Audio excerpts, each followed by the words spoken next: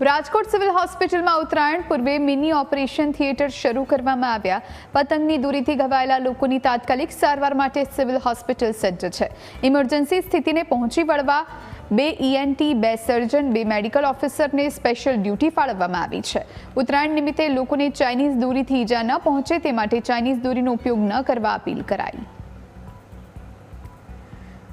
કોઈને પણ કાંઈ દોરા દ્વારા ગળાની અંદર ઈજા થાય કે એક્સિડન્ટ દ્વારા બીજે ક્યાંય પણ લાગવાની ઓલી થાય એ સંજોગોની અંદર સિવિલ હોસ્પિટલની અંદર રોજિંદી જરૂરિયાત કરતા વિશેષ ડૉક્ટરો, એમાં કાનના ગળાના રેસિડેન્ટ ડૉક્ટરો, એમના કાનના ગળાના સર્જનો, એ જ રીતે ઓર્થોપેડિકના રેસિડેન્ટો અને ઓર્થોપેડિકના સર્જન્સ, આ બધા જ લોકોની એક આખી ટીમ ઇમરજન્સીમાં આ સમયગાળામાં એટલે અંદાજિત લગભગ 24થી 36 કલાક સુધી એ અહીંયા વિશેષ રીતે હાજર રહેવાની છે। એટલે સૌ શાંતિથી સુખમય રીતે ઉત્સવ ઉજવે।